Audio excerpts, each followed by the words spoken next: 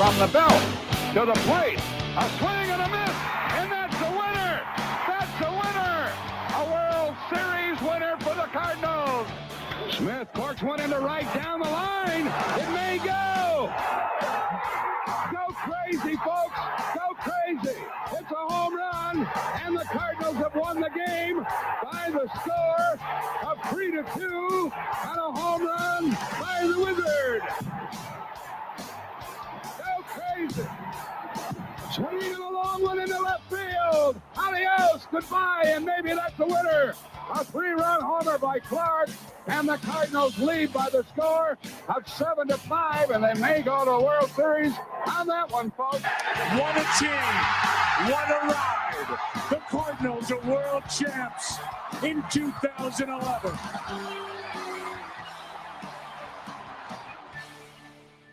Welcome to That's a Winner podcast. I am Ryan Jenkins, as here as always. I am here, though, tonight alone.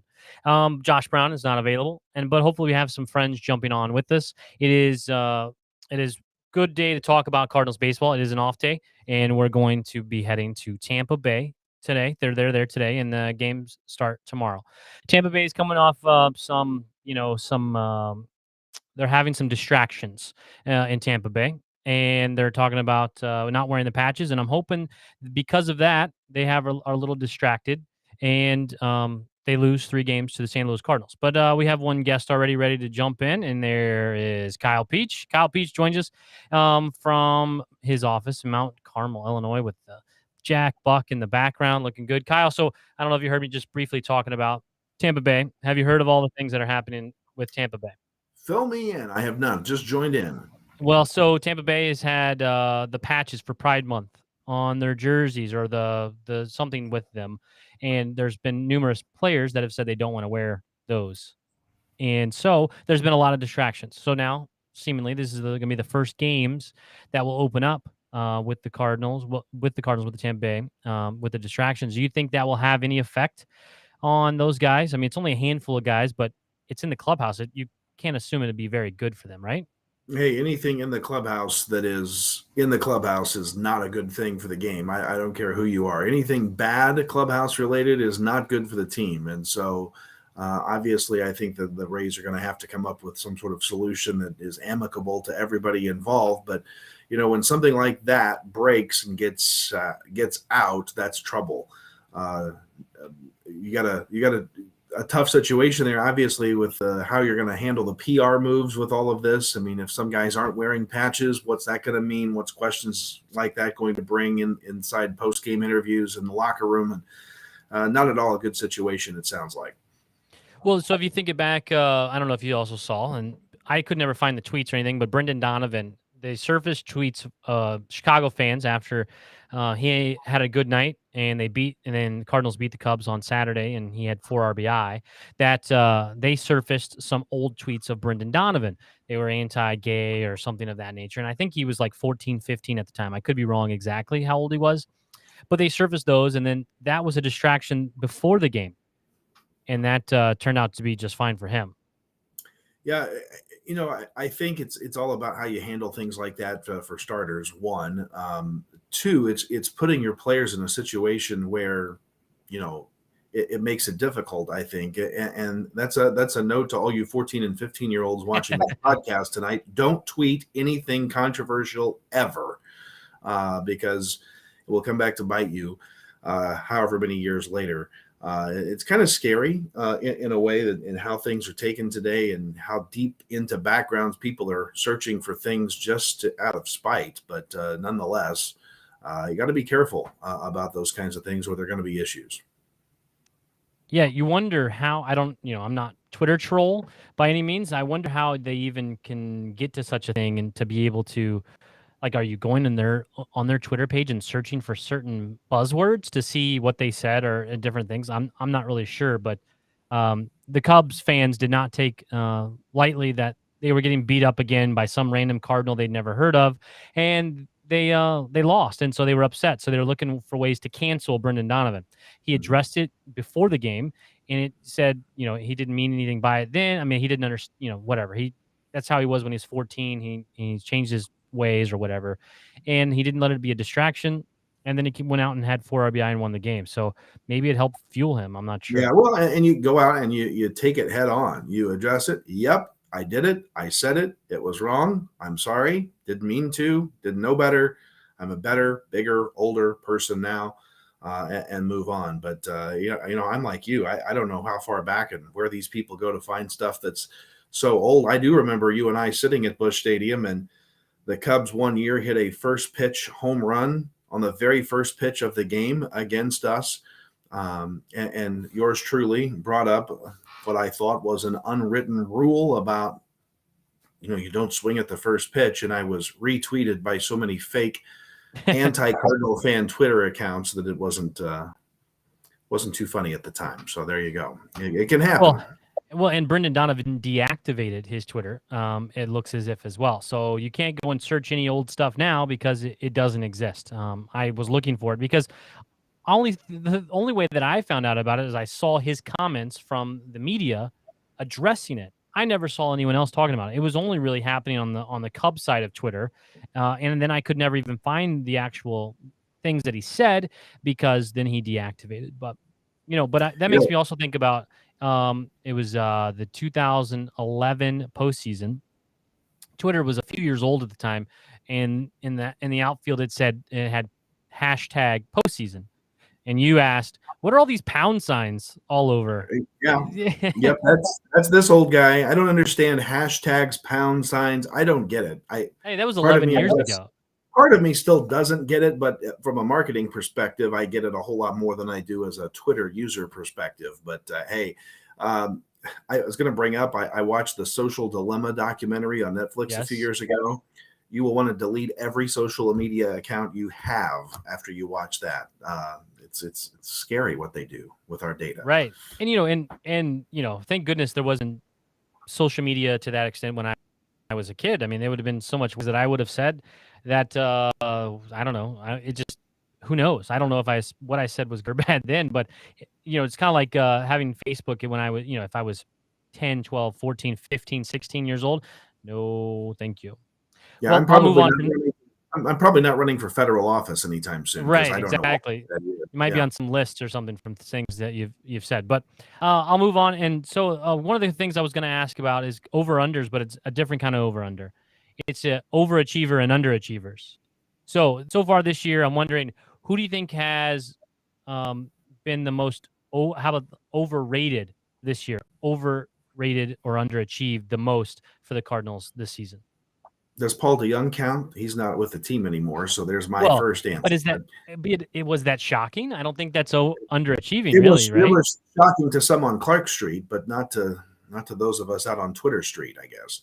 Right, that's my point. So that doesn't really fit personally to the underachievers. That he is achieving as anticipated to most of Cardinal Nation. Well, so let's talk about first. Maybe we'll start positive. I think you've got to say that, at least from my perspective, one of the big overachievers this season has certainly been Adam Wainwright. Everybody's talking about the twilight of his career. You're talking about the last hurrah, so to speak, although he has not said he's going anywhere anytime soon. But you talk about a guy that is overachieving. I saw a graph, it may have been on a Cardinal broadcast, that talked about his ERA post 35, from 35 years old to now, has gone down every single season, including this year. Now, his win-loss record is not showing it right now, but his ERA certainly is. Uncle Charlie is still getting it done. Yeah, and that's one of the people that I think about as well, but then I'm also not too shocked about it either. It's one of those things that, he's done that, but then it's kind of not shocking that he's turned into the ace because Jack Flaherty gets hurt, which is not shocking as well, and he does that. So my overachiever is Brendan Donovan. I think that the obvious no, he was not even talked about as one of the options of coming up first, right? People talked about Gorman. When is he going to come up? When are they going to bring him up? What are they going to bring him up? When are they going to bring him up? And then all of a sudden, there's an injury and here and there, we need someone to play some second base and shortstop, and Brendan Donovan's like, wait, what? And then he didn't do very well very quickly. He didn't have a lot of opportunities early. And then all of a sudden we have him now, and he's just off like wildfire. And he's been awesome. So to me, that he so far has been the overachiever. Yeah, I think that's absolutely true. I don't think there's any question about that. Who are we talking about? I mean, I don't even think we knew that was going to be on the radar for the Cardinals at the very early part of the season.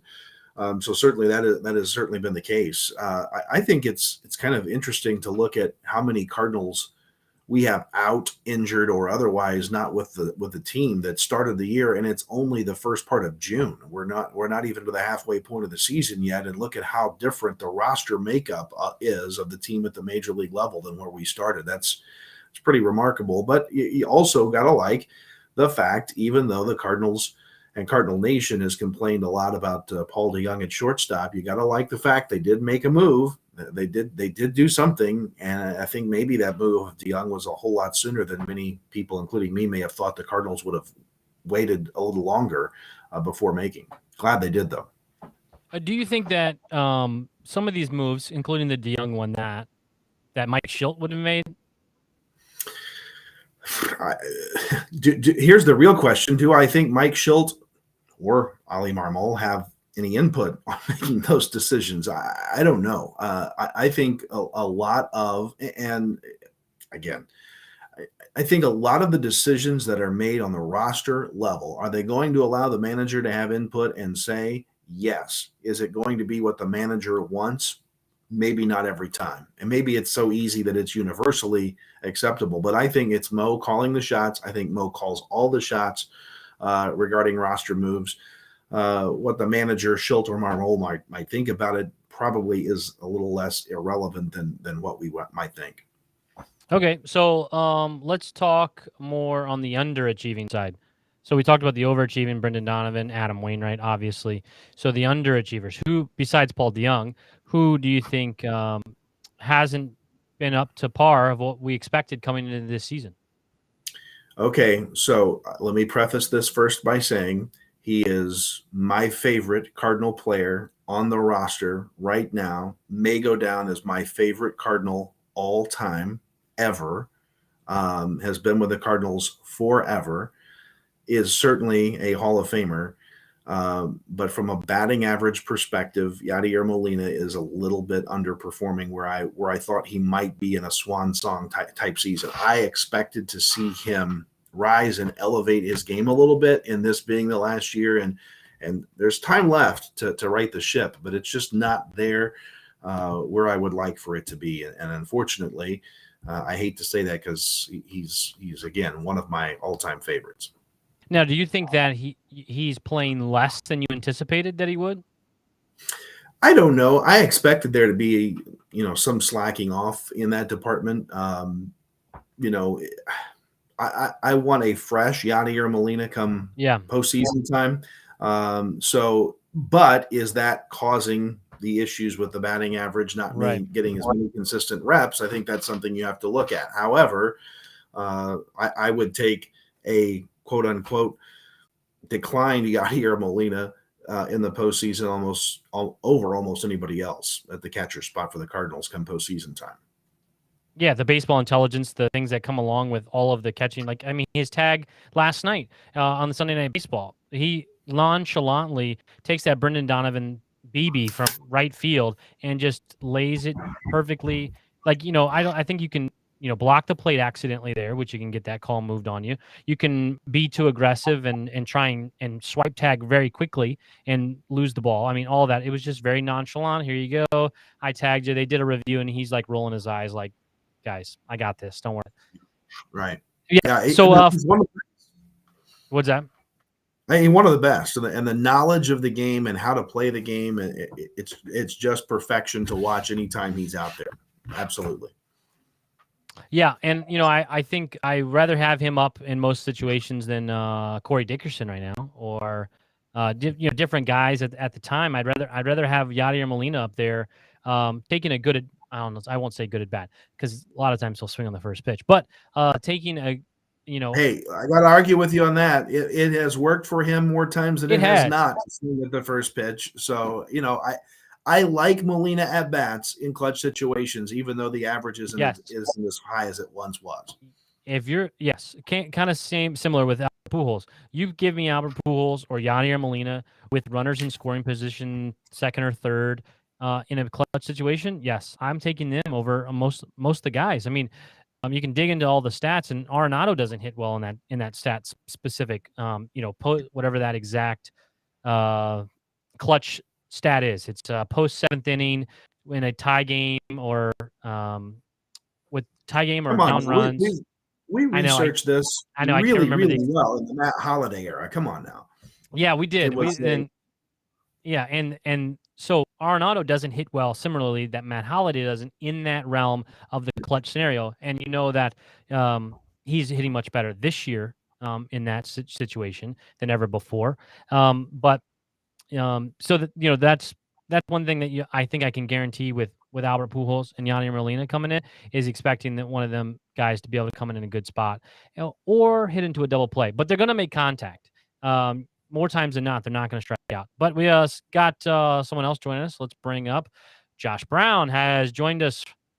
He's a little busy today, so he couldn't join us the whole time. But look at him. So Josh, we're talking about overachievers and underachievers so far in the season. Do you have any Nice. of each? Yeah, you know what? I was on Twitter for a minute while I was putting my daughter to bed. I heard you, Kyle, talking a little bit about Yachty.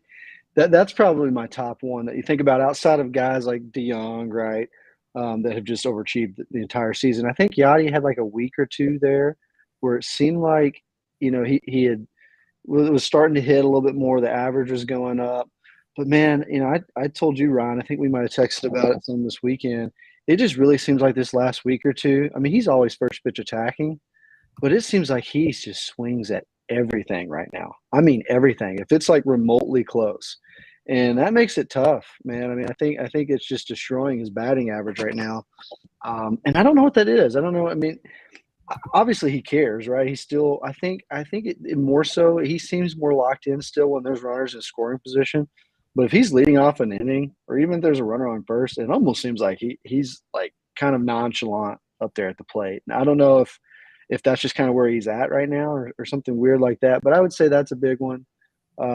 Obviously, Nolan in May, probably I think we would say was an underachieving a month for him. I mean, you look at his career numbers, it was probably the worst month of his career this past May. And I think that gets overshadowed, and lucky for him, people don't talk about it because Goldschmidt was out of his mind in May, right? And so exactly. Yeah, and that what I would say overall is probably the most encouraging thing about where we're at right now. Half game behind the Brewers. No Dylan Carlson. Tyler O'Neill hasn't been himself the whole year. Jack Flaherty hasn't thrown one pitch on the mound for us yet. He looked great in his rehab start the other night. So you get those guys back, I think we're going to be looking in pretty good shape if they come back like we know they can be. I would say the other big underachieving guy would be Sosa for me. And I knew the bat was going to go down this year because he's never profiled to be a big hitter like that. He made a nice defensive play in the game last night to save a run for Waino. But, man, 2 nights ago, missing third base. I mean, I saw that that's something you see in my 11, 12-year-old daughter's softball league, right? Like that can't happen. That just can't happen. And I think he's been tough for me to watch at the plate sometimes too. Now, I think his speed and his defense will still make him an all right bench bat. But, dude, Donovan might make him obsolete, right? I don't know if you guys have gotten into it yet, but Dylan Carlson, Tyler O'Neill, by the end of this week, I would imagine, should be back. A couple rehab starts under their belt. They're going to be in the outfield, and Donovan's got to play, in my mind. You can't not play Donovan right now. So the only other spot for him is either short and Tommy goes back to second, or let Donovan play second and Tommy short, and then you've got maybe Gorman, Yepes DHing, but they're going to want to give Albert still some starts against lefties. So it's a good problem to have, right? But it's going to be interesting because I don't think you can sit Donovan right now. I think Cardinals Nation would riot. I would riot. What's it done that it deserves any extra time? Like, I was shocked to see him in lineup last night on Sunday Night Baseball. He missed his third base to lose the to would have taken the lead in the whatever almost cost ninth or 10th. Yeah, almost cost the game. And then they give him the start the next day. It's like, oh, you sucked it up, but here you go. You get to start another day. He has no options left. Sosa doesn't. So the only other options with him is to cut him. And I don't think that will happen. But you make a good point of where are you going to have moves? Where can you move guys? I think, Yepes has cooled off a lot. You could see him going down. I think obviously Newbar is an option to But he go had down. big game winning hit last He did. night, and He he did. is attached to Albert's hip. I don't know if you heard them on Yes. ESPN. Albert had dinner with he and his fiance. They were talking, and Albert said something like, he's going to break all my records. And, Right. and his wife or his fiance laughed. And Juan's like, what are you talking about? He's like, no, I'm like, Albert's high on him. Now, probably being attached at his hip, and constantly in his ears, probably, Albert's clearly taking a liking to him. But yeah, man, I don't know what you do. And Sosa starting last night, I think Ollie's only reasoning for that was that there was a lefty on the mound, and they really haven't given Gorman, a shot against lefty starters. And then they let him come in there and hit against a lefty with the game on the line last night, right? Like, good luck. This is your first chance we've given you. And so they need to start letting Gorman take some at-bats, I think, against lefty starters and really see what he can do. His numbers, I don't think, have been awful. We can shoot Kyle Reese a message or a Twitter, tag him on Twitter to see. I haven't checked his splits, but I mean, if you're really profiling him as the starting second baseman or starting DH of the future for us, he's gonna have to start starting against some lefties. I mean, he's gonna have to. Yeah. Well, they talked about bringing him up to make it. He's going to be an everyday player. He's going to be a player, Right. and there's not many lefties that pitch against us. But why is he not in there? I mean, I don't understand. Like, if he's the guy, let's make him the guy, and let's solidify the second base and put him in there every day. I don't really understand that part of it. But go ahead, Kyle. I was just going to say, I don't know what it is about missing third base, but my Wabash Valley College Warriors baseball team here was playing in the Junior College World Series this week, and we had a runner miss third and was appealed play out on that. So I don't know. It's the week to miss third base. The Warriors finished fourth, so good job, WVC. Good finish there. But hey, you also don't want the guy sitting on the bench for the next 2 weeks thinking, man, the last thing I did was miss third base. I'm never playing again. So they often say run them right back out there and give them another chance. So I get the start in essence, especially when you talk about the left-handed pitching. But nonetheless, I think you're right. I think he's a guy that's got to be sitting on the hot seat a little bit here. Did anyone ever ask Sosa about that? I didn't see any post game. I didn't hear anything about it. Was anything brought up about the play? Did you guys know? I don't. I didn't read much of the. Usually, I read Gould's post game stories. I didn't wind up reading it that night. I'm sure it kind of gotten glazed over since they came back and won. Thankfully, right? It's not magnified because of the actual winning of the game. Yeah, exactly. But no, I don't know if he got asked about it. Yeah, this Cubs series was a weird one, man. I mean, you talk about Donovan again. Without him, we win maybe one game. That blowout win. Yeah.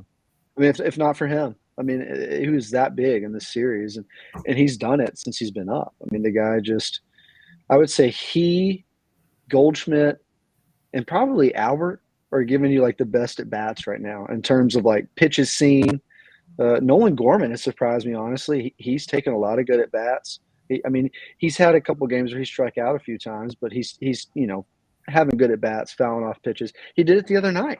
He fouled off like 9 pitches before he had what would have been the go-ahead RBI that went through the other side of the infield with Sosa missed a bag. So it's been encouraging to see the young guys. I mean, Goldschmidt obviously has carried the offense, but guys like Donovan, Yepes when he first came up, I mean, they've really carried this team with Carlson and O'Neill on the injured list. Are we approaching a time that the Cardinals are going to have to make a decision about which one of these guys are we going to shop for a pitcher? I think that is fastly coming. Some things with the Cardinals never change. It always seems like we have pitchers getting hurt, getting injured early in the season, and then we don't really seem to have much of an answer to what we're going to do when that kind of thing happens.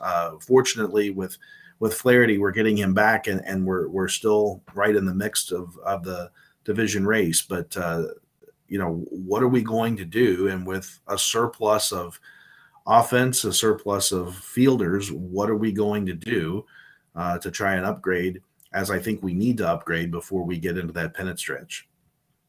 It's funny you say that. Remember Josh talking about having a sixer before the season, like, let's go sign someone else. And people laughed at that, to go sign someone else. Like, hello, have you ever seen Cardinals baseball? Someone will get hurt. The pitcher will not pitch at some point this season. Little did we know that Jack Flaherty wouldn't throw a single pitch so far.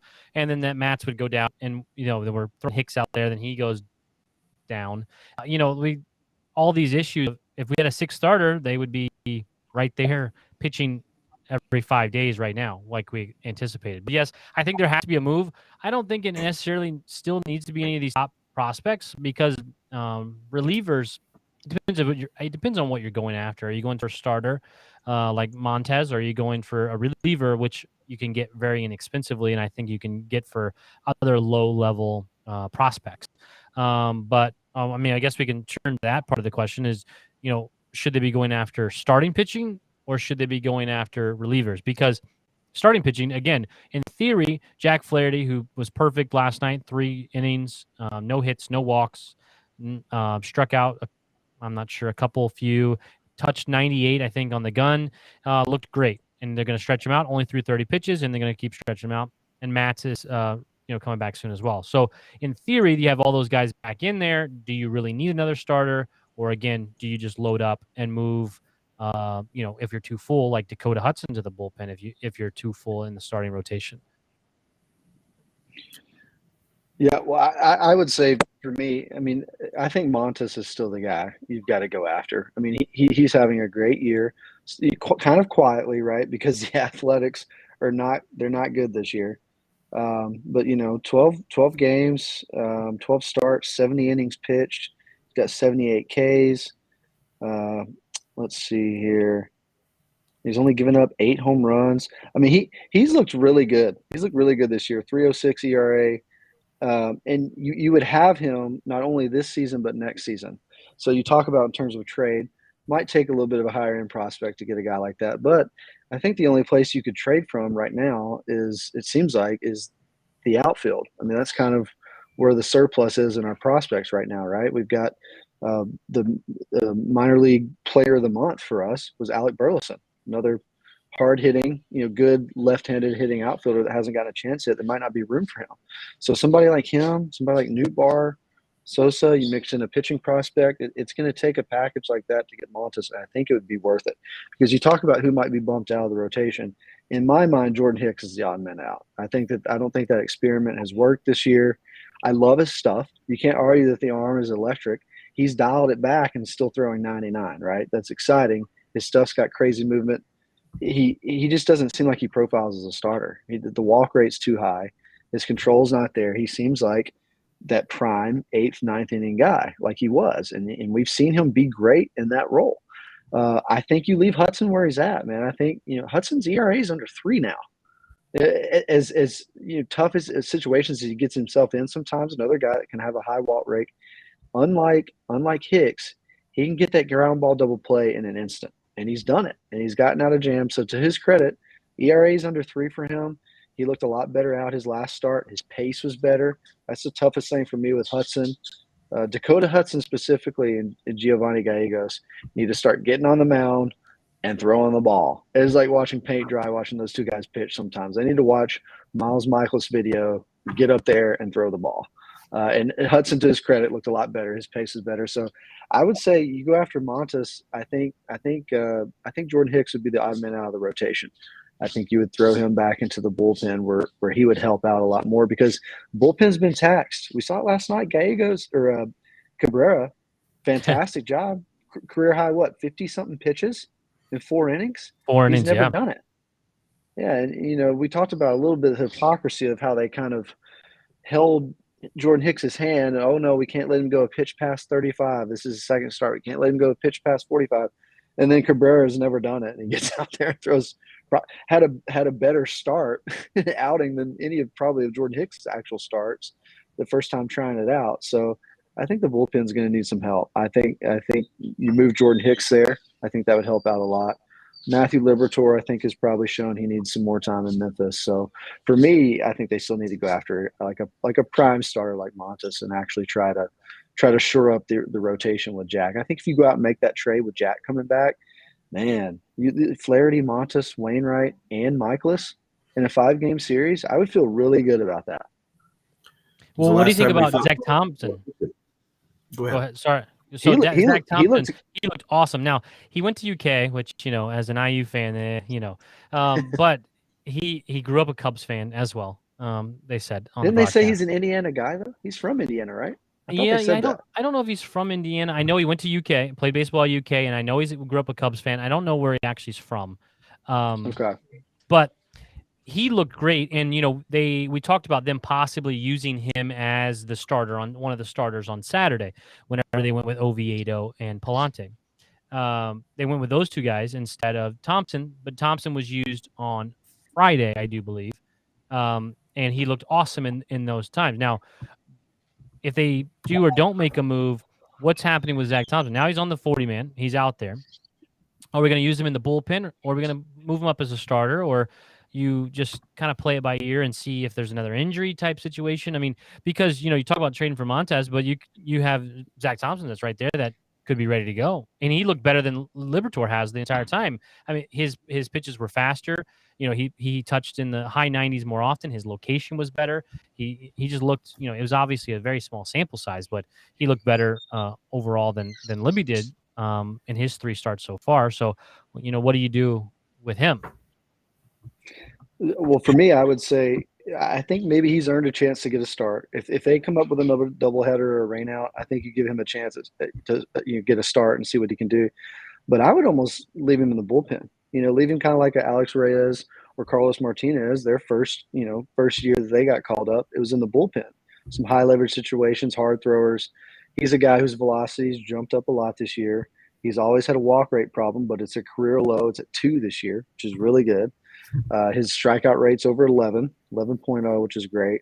So he's got strikeout stuff. Him and Cabrera as the 2 lefties in the bullpen might not be too shabby. Now, who does that bump out? Probably TJ McFarland. If TJ McFarland keeps pitching the way that he has, I don't think you can keep him on the roster. He's not getting ground balls. The sinker's 88 right down the middle. Let a guy like Thompson, a young guy who's wanting to prove himself, and is fired up, high velocity like Cabrera, give him a chance in the bullpen. That'd be what I would do. I just looked up Zach Thompson. I just looked up Zach. By you, right? Selma, Indiana, by the way. Guess whose high school he also went to? Former Cardinal. They went to the same high school. Wapahani High School, Jeremy Hazelbaker. And Zach Thompson went to the same Wapahani High School, just up north, just near Muncie, Indiana. That way, Wapahani. I remember when Jeremy Hazelbaker come on, my father-in-law, they're from Muncie, was sending me newspaper clippings of Jeremy Hazelbaker's news as he, was, killing it for a few months in St. Louis. But Wapahani High School, Zach Thompson, I had no idea he was from Indiana, and I had no idea he went to Wapahani, which is hilarious. But I think they're way different ages because I think Hazelbaker's in his mid to late 30s now, I think. But I had no idea. Area, I think now Hazelbaker. By the way, he's spotted around here a lot of times, hanging out with his in-laws. I think. Jeremy Hazelbaker married a girl from Southern Illinois, a Jersey chaser, liked to go to Cardinals games and hollered at him at games, and then married a girl from near Kyle. So very strange. Hey, back to pitching. Back to pitching, real quick. So a couple of things. Do we think that the effects of Dave Duncan are still present in Arizona? What did Arizona do here this week? They signed Dallas Keuchel to a minor league deal. Yeah, I kind of thought the Cardinals. Dallas Keuchel begins. I kind of thought that might be a decent move to take a flyer on, minor league deal, bring him in, see if we can't work him out a little bit. I don't know. Yeah, I did think don't have that Dave Duncan anymore, so that's part of the problem. I did think that Dallas Keuchel made a lot of sense for the Cardinals. A J.A. Happ type signing, it just, to me, it made sense. I don't know. There's different ways to think about it he's past his prime, he's old, but we did the same thing with John Lester and J.A. Happ last year, and it worked pretty well. He's a lefty starter, which we don't have a lot of lefty arms out there. I thought it made a lot of sense. Now, I did see a rumor today that Madison Bumgarner and the Cardinals are connected for a trade. But it's from, I think, one of those Twitter handles that has like an 18-year-old running it. So I don't know how true that is. I haven't been able to check into it on it very much. I saw it just earlier today. I'm not sure, it's more the Cardinals' MO being Mo, to go after an old expired guy and try and get some extra life out of him. That is to go and get Montez type guy. So I mean, I don't know. Does that make? Do you think that's what's more likely to happen? The Cardinals trade for a Montez type, or they trade and go after Madison Bumgarner type? I mean, which one do you think is more likely to happen? That's where that's going to go. First and foremost, if there's an old guy that isn't doing very well that they think they can get for cheap, that's where we're headed. But I like the concept of the Montez type starter, and depending on what we have to give up to get there, I think that's another big question to that is, what are they going to ask for in return, and are we willing to commit that kind of investment? Mo is still kind of a little butthurt over the fact that we gave up some prospects that kind of did some good things here as of late. So, I think we got to be careful about that moving forward. But yeah, I think I have loved the idea of 6 starters since we talked about it way back when, and still would love to get there, knowing that 6 may eventually equal 5. Yeah, Bumgarner's a guy that shouldn't cost you much to get in a trade. I think he's on like the last year of his deal with the Diamondbacks, I believe. Does he have any no trades or anything? I don't know. It wouldn't surprise me if he did. Right, as a veteran type signing, they would give that to. Yeah, right. He seems like a guy that they would give that to. But he's 2-4 this year. 3.31 ERA though. Bounce back season. He's looked better. He does not strike people out as much anymore. He's only got 37 Ks in 54 innings. But he's looked, actually really solid this year. He's a guy kind of like Wainwright, kind of like John Lester, right? Kind of like I could see him doing well with us, kind of a bulldog on the mound. So I wouldn't mind a trade like that. No, I wouldn't hate that at all. Look what we did with J.A. Happ and John Lester. Bumgarner could easily do the same thing. And I think in terms of getting bullpen help, it's going to – if we're trading for bullpen help, it's probably going to be the kind of moves we made last year. Kind of those bargain bin guys, maybe that catch fire. I just pulled up his contract. This was the story from whenever it came out. The Madison Bumgarner signs 5-year, $85 million contract that includes a full no trade. So he's got 2 years left on his deal. Does yours say full no trade? Mine says limited no trade. Made up of a 5-team no trade list. But it could be. That's interesting. Well, I'm sure the Cardinals aren't on that because I don't know. They're really good. They're really good friends. Yeah, so Kyle, does what I looked up, do they have any lists of who's on that no trade? The headline article says Bumgarner's no trade list is an act of genius. So I'm reading it out to try to get there. It's probably like the Yankees and teams he doesn't like. No, wouldn't you be more apt to put it into teams that you know are terrible, like the Marlins or something like that? Like you're like, I'm not going to go to these teams.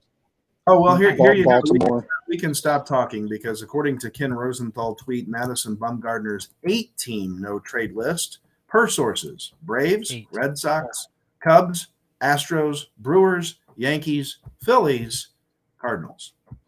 That went from today? Bumgarner chose teams strategically, a list comprised solely of contenders that might want to acquire him, not teams he wanted to avoid. What is that tweet from? Is that tweet from today, or is that from old? This is old tweet. Okay, so I just know if that was any news because I don't know if that was any news that came out today because there were some links to people talking about the Cardinals were interested. This was a 2019 tweet, so there you go. Yeah, so if we're on that no trade, then I'm shocked. Because his list of 8 teams. His list of 8 teams were chosen because they were the teams he thought might want to go get him, and he didn't want to go in 2019 or 2018. Whenever he signed it. Yeah. Well, in 2019, it sounds like he just wants to stay on the West Coast. Yeah, no Midwest. That's for sure. Exactly. Yeah, it sounds like he just wants to stay on the West Coast, maybe. Or he's open to Florida and warm weather, California warm weather. Maybe it's all about he's retirement age. He's up that way. He's ready just to keep it close. Well, I don't want to go too long, but I will. Let's talk about the Cardinals and the Cubs and actually what happened this past weekend a little bit about the games itself. So I texted, I think, Kyle about this, that somehow we won the series and I felt underwhelmed. I felt like there was more that we could have done. And I felt a little left out, like, oh, what happened, So did you guys feel that way, or was that just me, or was that, should we have beaten them more than 3 games? Hey, You- so you jump my, in, res- Kyle. my response to you was, hey, come on now. We just won a series at Wrigley Field, a 5-game series, no less. The umpires were atrocious, except for the last day. I mean, yay. We won a 5-game series. I don't care if they're the worst team on the planet. It's like the World Series. When they play us, they play up to whatever level of hype they work up themselves into the dugout there at Wrigley. So, all things strange, weird, and stupid happen at Wrigley Field. And luckily we survived with no injuries. Nobody got hurt that I'm aware of. And we won the series. Survive and advance anytime you go into that ballpark. Hey, I'm thrilled with a 3-2 win of that series. Yeah, I would agree. I mean, obviously, I'm glad we won this series, but it did seem a little underwhelming. I think what it was for me, and it seemed like this last year, Goldschmidt and Arenado haven't really been the big guys that I've noticed yet in the few years they've been with us to like torch the Cubs that you would think would, and they had a lot of chances in this series. Now there was that second game where everybody was in on the on scoring and the home runs, and Goldschmidt had the one that gave us the lead, and so it's not that they haven't done enough, but it just seemed like, I think for me what was worrisome is a lot of these Cubs starters are not very good at all, and we just didn't do much against them. And that lefty last night had an ERA that was bordering on 5. And I mean, gosh, he was 40-something pitches through 4 innings. I mean, normally we've hit, lefties really well this year. So that was a little alarming for me. But I mean, I would agree with you, Kyle. It seems like every single year, the games against the Cubs are always close. They're always competitive. The players know these rivalries, especially this Cubs team this year. They know they're not going to be great. So they see the Cardinals come in. It's like, oh, we'll show them. Especially these young guys that got called up. They want to do something. Sunday Night Baseball on ESPN, they want to make some noise, and the games are always close. And I don't know if it's just the hype of the crowd. It didn't seem like there were huge crowds there this weekend, that stand shots, but it was still Wrigley. I saw a lot of red in the stands too. When we went last year, Ryan, during the streak, a lot of red in the stands. There was a lot of Cardinals fans there, so it's just always that kind of rivalry. It seems like that there's always close games, but yeah, I come away from this weekend thankful that Brandon Donovan showed up in the big situations. No kidding. Or else it could have been a lot worse. Well, I just think that the Cubs are on pace to lose 95 games this season. The Cardinals are on pace to win 90-ish, 93-ish games this season. I just feel like you could go in there taking up more out of it than that, especially when rookie pitchers you're going against, guys you never heard of, lefty pitchers you're going against at different times, and they didn't really hit them very well either. So I just feel like there was a lot that didn't happen. Exactly. If Brendan Donovan doesn't show up, we're talking about losing 4 games at Wrigley, which is a lot bigger deal, obviously, than we'd be singing a much different tune. But I want to bring up the other thing about the Cubs is there was a report out there. Well, there's a nice story that Josh shared with me that I saw last night as well, but about how bad their ownership is and how Cardinals should be thankful for what we have. But there was a story that Bob Nightingale said today. He guarantees Chicago Cubs will sign either Xander Bogaerts, Carlos Correa, or Trey Turner in the offseason. What do you say? Hey, go for it, man. Burn your wallet with one of those players. It's going to be like the Tigers with Javier Baez. It's not going to be near enough, And that Tigers team, I would say, is several years ahead of the Cubs, I think, right now. I mean, they're a pretty competitive team as is, but they're going to be probably 3rd or so in that division. So it's even if they do that, I don't think we're going to be sweating it too much. I'm not going to be sweating it too much. Stroman, I loved, by the way, that we just torched Stroman this weekend. 9 earned runs on. I couldn't tweet at him about he blocked me, but yeah. Well, I mean, my point to that is, a couple weeks ago we were thinking we need to trade for a shortstop. Xander Bogaerts being the ideal person at that time because they weren't calling up Gorman. They weren't hitting. They're needing another bat. They being the St. Louis Cardinals, another bat. They need to drive in runs. They need to do something.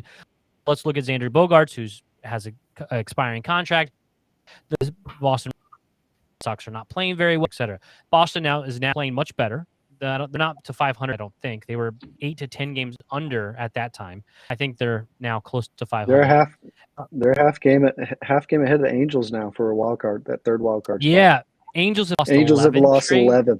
Yeah, 11 which straight. is they were like 28 and 18 or something like that, and now they've lost 11 straight. So they're in the playoff picture now. So I think the Xander Bogaerts stuff, Cardinals or any other team slated for a trade is probably unlikely at this point, as long as the Boston Red Sox continue to play well. But do the Cardinals still look at a shortstop this offseason? So I talked about the Cubs and those three guys, and obviously it's another good shortstop class for free agents. Do the Cardinals still think about it? Because Gorman is obviously not a second baseman. I can't imagine him even playing third base where he was supposed to be coming up. I would like to see that sometime too, to see if he's actually a good defensive third baseman. But should he be a DH, and should we still be talking about Tommy at second and still going out to get a free agent shortstop next year? I tell you, I think you always look. I think you always check to see what's out there, and I think it really depends on where the next few months go. How comfortable are we with what we have? Do we have somebody that can field that position well, or not? We're coming off the highs and lows of the Paul DeJong experiment, and from what we're seeing out of him, even at the lower levels of Cardinal baseball, I'm not sure when he'll be back. So. I don't know that it's necessarily something that I can answer right now. I don't know if I have a feel one way or the other than to say that I think you always have to take a look. Yeah, it's going to be interesting. I think a big factor into this probably the next few months is going to be, all right, is Brendan Donovan, is this a Bo Hart or Jeremy Hazelbaker thing? Or is he for real? Can he hit for high average like this? Can he continue to have these prime Matt Carpenter-esque, 2-strike approach, full count, seeing a lot of pitches? Is this the type of player that he is? Because if he is, he's shown that he's. You're talking about Brendan Donovan. Talking about Donovan. I'm Yeah. talking about Donovan mainly in terms of playing the second base position and letting Tommy stay at shortstop. Because Donovan's proved, outfield, left field, right field, third base, second base. He made a fantastic play the other day at second base, going out to the outfield, ranging to his left. He caught that pop fly, and they tried to tag from third, and that got us out of the inning. He threw a bullet home for the double play, and then he had to throw the other night on. He had 2 assists in the same game. Base hit from right field that saved the game. So he's looked really good defensively. So if he's the hitter and defender you think he can be, then maybe they stick with him and Tommy.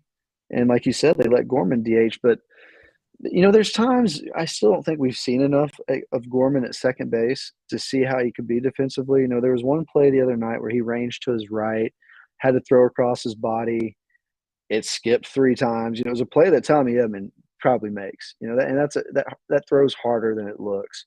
But he couldn't get it there. Now, I know he's had some back issues, so you don't know if that's part of it, the stiff back and stuff. But if they really think he's the second baseman of the future, though, and they're willing to compromise a little bit on the defense for his bat, I like that idea just because I think a guy like Yepez, maybe Alec Burleson, or you go sign an actual legit lefty bat outside of Corey Dickerson, which hasn't worked this year, and maybe you let Yepez be kind of the main DH for next season. You got Gorman at second.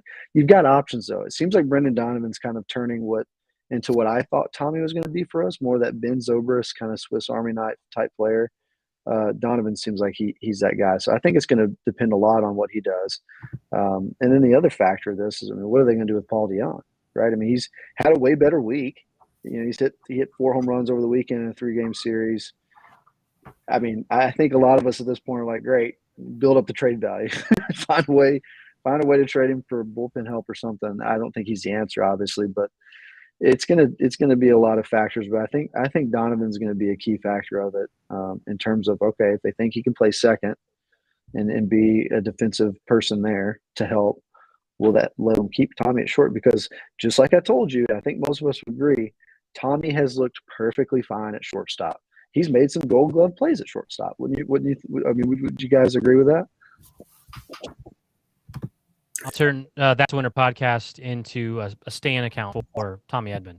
I mean, I'm Tommy Edman. I have been a big fan of Tommy since the day he came up and started hitting doubles and plays that he makes all over the field. And everyone dogged on Tommy Edman last year, and he did so much for the team last year. I mean, I'm a big Tommy Edman fan, and he's proving exactly why they let Colton Wong go. Everyone thought it was the money. I mean, the money is probably good, $10 million for Wong and $500,000 or whatever it was for Tommy at the time. I mean, it makes Mo look really, really smart because Tommy is the man. And yes, Tommy, I think can make, I don't know how many innings he needs to play at both positions, but can he win Gold Glove at both? I mean, I think honestly, he has enough range to play shortstop, no problem. I think he's proven that. His arm is lacking a little bit compared to elite shortstops, but he can still make rangy plays and get the ball to second for double plays and all those things. I think Tommy can win. I would not be shocked. Tommy Edman would win a Gold Glove in the next couple of years at shortstop. Would not be shocking whatsoever to me. I agree. I think he's probably, I told you Molina's my favorite Cardinal player. He's going to retire this year, so that there's going to be an opening at the top of the list for my next new favorite Cardinal player, and I think Tommy Edman may just fill that role. He does everything you ask him to do. He does it well. He plays the outfield. I'm pretty sure he can pitch or catch if needed. He just does it all. A consistent guy at the plate, which is something that I think is really hard to find these days. And there is not anything not to like about Tommy Edman. I agree. I think, you want to talk about any sort of a defensive award. I don't care where you put him on the field, as long as you let him play there consistently. I think he makes the play and could contend for that Gold Glove. And look, I'll just say this to end the shortstop and second base stuff. If Johnny Peralta can play shortstop for 2 years for us, Tommy Edman can play shortstop. If Matt Carpenter can play second base, Nolan Gorman can play second. People forget because Matt, prime years, broke Stan Mussel's double record, on base percentage through the roof, was not good defensively at second. He just wasn't. Now there was times where he was average. He made the plays that came to him every time. He got much better at turning double plays, but he was never making diving plays. He was never, high in defensive run saves. He was always negative in that category, actually. But you were willing to live with that because of his bat. And if that's the type of guy Gorman can be, and they think that's what he is with his power, I think he could be average defensively.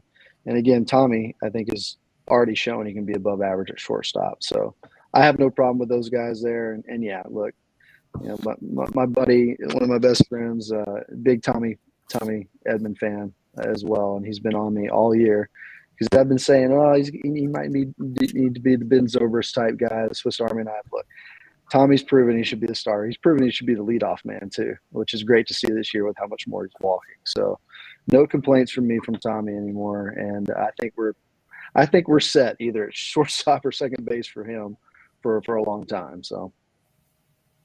Absolutely. Well, there's a 15-game stretch, I do believe, against some 4 teams, being the Cubs, the Pirates, and the Reds. We're in the middle of that stretch now. We take a break from that 15 and play the Rays for 3 games, I do believe, starting tomorrow night. And the Brewers have a tough schedule in that. I don't think, and I knock on wood, I don't think the Cardinals are going to have a June like they did in 2021. The schedule doesn't seem to allow that to happen. So my thought is, hopefully the Brewers, who have a very tough schedule in June, can be able to have a June like the Cardinals did in 2021, a little role reversal for that, and the Cardinals can be able to take the lead in the Central and be able to open up a lead. I think is very possible by the end of the month that the Cardinals are talking about a 3-4 game lead instead of being down 3-4 like we were just a few days ago. Do you guys have anything else to add? I only wanted to go like 30 minutes, and here we are again at almost an hour. Just what I always do. This is what we do, yeah. No, I was just looking at the schedule with you. I agree. 10 of our next 17 is Reds, Pirates, and the Cubs again. So sprinkled in there, like you said, 3 games against the Rays. We do play 3 against Boston starting the 17th. I'll be there. Another big 4 game. Yeah, nice. Oh yeah, we're Another gonna big go four-game and check it out. series. Dude, that's gonna Boston be is not awesome. playing I'm great, jealous. but Boston is, they're playing better than they were, right? They're obviously playing They're better playing than they were. 500 ball. Yeah. Yeah. They're They're not, playing I 500 don't know, ball. not the Mets, they're not the Dodgers, they're not the Yankees right now. They're not those teams that we should be worrying about. We should go and be able to take 3 games, 2 games out of that. We've only lost 3 series this year so far. 2 against the Mets, 1 against obviously the Orioles. So those that should be what we expect, and the Rays are good, and so you'd be happy with taking you down there. But I don't think that would just be a bonus to be able to do that. So, Kyle, you have anything else to add? Yeah. Hey, just the last thing. I don't know that I was ever really a Manny Machado fan until today. Did you see the article that he is now in an interview said he's wondering where all of the recognitions are going to come for Pujols and Molina at Major League ballparks around the country as they make their last visits there. He said he wondered why teams aren't giving them the farewell tour. He said, I quote, "I'll tell you right now, Albert has been the best player in our generation to ever play this game, and to see him doing things he's doing, I mean, it's just unbelievable. It's freaking special that St. Louis gave him an opportunity to come back and finish off his career." And so he was kind of calling out teams for no farewell tour stops. There have been a few along the way, and maybe we'll see some more. Maybe you'll even see one in Boston when you're there, because I think it's time. I think it's due, and I think we'll start to see that as the season gets to the halfway point and beyond, especially as the Cardinals start making their last stops at places for those guys. That's what I was going to say. That's got to be what it is, like the last stops, right? Because the Giants, I know, had a video. They did something because I don't think we're going back there for a while. Boston, obviously, we're only going there once. The Rays, it'll be interesting to see when we go there this week, because that's the only time we're going there to see them. So, maybe teams like the Reds, the Cubs, they know we're coming back. Surely that last month of the season, second to last. I mean, I don't know how you don't do something. I agree with you, though, there, Kyle. That's a great quote from Manny. And I've never had a problem with him. I like the way he plays. I know he gets kind of a bad rep for some of the, stepping on people's hands and stuff like that, running down to first and the plays he's made. But, dude, I mean, he's a heck of a player. And you talk about another guy, Padres would be well out of the race of that division if not for him this year. Yeah, there you go. Well, hey, let me add that to it real quick. The Derek Gould article about Manny's comment just kind of struck me funny because I like Derek Gould's writing. It says, quote, "It's kind of," and he said the S word, but Derek, to be politically correct, took that out of the direct quote and put in parentheses, no joke, bovine dung. So there you go. I didn't read that story. I didn't know that. And I don't know if it's me or if it's these teams. Maybe they don't believe it. I'm not. All 3 of the guys are not coming back next year. I seriously am not convinced that they're actually leaving. I don't. If Wainwright, who is all I'm going to do, he says, "Yeah, I'm going to come back another year," and he goes, "Hey Yadi, I would really like you to be my pitcher." You think Yadi says no? And if Yadi and Waino comes back and they're like, "Come on, Pujols, do it again," you think Pujols no? And he's a few short of 700. I'm not convinced that all 3 of them are done. I'm not convinced. And so maybe all these teams aren't either. Waino's going to be the X factor. And look, he better be back because he ERA is under 3. We can't win without him. He's the ace of the club. We need him. 3. Yeah. He's the ace of the club. Yeah, I guarantee you he could convince Yadi to come back. And Yadi would Albert, get Pujols like you come said. back. Yeah. Albert, like you said, man, if he's even like 8, 9, 10 away, why not? Why not try to go for 700? I mean, the only thing I could think of is Albert maybe not wanting to go back on his word. I could see him doing that because he's that type of player. But it's going to be interesting. Yeah, it's going to be really interesting. I hope for sure that Wainwright comes back. I hope for sure that he comes back. But I've seen a lot of things talk about maybe taking some of his at-bats away from other guys. But I don't see him taking any. If next year he comes back and he's strictly going against lefties, he's not taking bats away from guys unless it's like Juan Yepes type guys. And I think Juan, as we've seen, would probably say, "Yes, please come back and let you mentor me some more. Like, let me be great. Help me be great." So again, I'm not convinced that they're done. All 3 of them, not a one of them. I'm not convinced that yet. So maybe the teams don't. Maybe there's some teams out there or some players players out there that may know something that they feel like they're not going to do anything until that there's more info out there that they're for sure done. I'm not sure, but all right. Well, you go ahead. Hey, Kyle. two more things. Go ahead. Just yes, two more go ahead. things. Then I'll shut up. Then we'll still in before an hour. Just to point out, we talked about earlier Wainwright's ERA the last few years. In 2019, it was 4.19. In 2020, it was 3.15. In 2021, it was 3.05. And so far this year, it's 2.73. So he's just getting better with age. So next year, 2.5. Right. Well, there you go. Right. And then my last point, then I'll be done. Make sure you check out the new Budweiser commercial starring Adam Wainwright and Yadier Molina. It's called Best Buds. It's worth checking out. Good stuff. They're going to be on cans too. They're going to be commemorative cans out there. So I'm going to have to find those in my collection. Yeah. Oh, sorry. We said one more thing. Kyle, would you like to tell the story of Adam Wainwright, meeting him, and what the conversation was? Would you like to? So we went and we got to do a signing with Adam Wainwright, and we got went in line, bought the ticket. I bought my tickets, and a long time ago, Kyle got his the day of, but sold out. A friend of ours helped hook us up for that. But thank you, Brandon. Yeah, we get in line and we're waiting to get up there and meet Adam. Adam comes out. He waves at everyone. It was very nice. And then go ahead, Kyle. You can tell the rest of your part. I think I've shared the story with many people already, but go ahead. Yeah, so it was at St. Louis Sports Co. in the mall at Chesterfield in St. Louis, about the only thing in the mall in the Chesterfield area. But anyway, beside the point, we walk up to see Adam Wainwright, and I got a jersey. You did as well. He signed my jersey, and as he was signing, I said, "You know that we share the same birthday." And he said, "Really?" He said, "September 1st." And right about when I said, "Yep," I'm like, "No, that's not my birthday." But he was joking. He said he gets them every time. And so there you go. And then he put on my jersey that he signed to my birthday twin. So there you go. I have that on my jersey forever. But just a great guy. It was all done for charity, and couldn't be more excited to get an Adam Wainwright autographed jersey to hang in the collection for years to come. Absolutely. My wife makes fun of me because I told him good luck the rest of the year. I didn't ask him to come on the podcast. I asked him anything. I didn't ask him about anything. I didn't ask about being called Wagon Maker. I didn't ask any of the things that we've talked about for years and years with Adam Wainwright since he made his debut back in 2006. I just said good luck the rest of the year, and I appreciated him signing my jersey. My wife makes fun of me. You have a good story to tell everyone forever, and that's what I have. But we both have Adam Wainwright autographed. Good dude. Really good cool. dude to me. Good.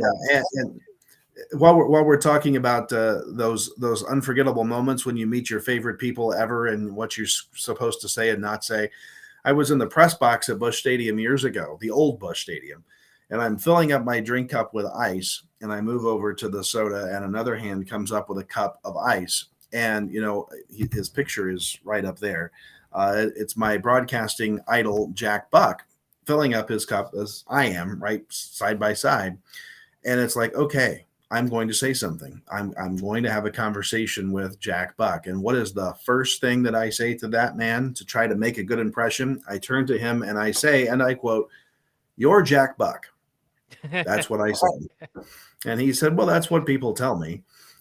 In typical Jack Buck fashion, I said, "Let's just restart this conversation." And I got to talk to him for a good 5 minutes there. Another good guy, a special soul, and one that I know I'm still looking to find a replacement for that I really, really like in the Cardinal radio booth all these years later. That is no joke. Sometimes the radio can be difficult to listen to, but I love Jack, and a good thing we have him. We got to meet him before as well. But so if anyone knows of any more signings coming up for charity, I'm always into signings because I have a good collection and I would like to keep adding to it. And we'll shout them out. Do you know any that charity was for though? The charity was Big League Impact. Big League Impact was who that charity was for. He's Adam Wainwright and Tommy Edman. Yeah, Adam Wainwright and Tommy Edman are also doing a top golf thing in the next week or so for Big League Impact. There's a bunch of guys that participate in that. So, so the money we spent to get the Wainwright just went to that. So definitely spend money and help them out. All right, we're done now. You guys have anything else for real this time? No. Nothing else for the good of the cause. We're done. All right. We appreciate everybody watching at home, wherever you are on your phone or whatever, or listening to us the next day in your car, or whatever it is. We appreciate it. This has been That's the Winter Podcast. from the belt to the plate. A swing and a miss, and that's the winner. That's the winner. A World Series winner for the Cardinals. Smith corks one into right down the line. It may go. Go crazy, folks. Go crazy. It's a home run, and the Cardinals have won the game by the score of 3-2 on a home run.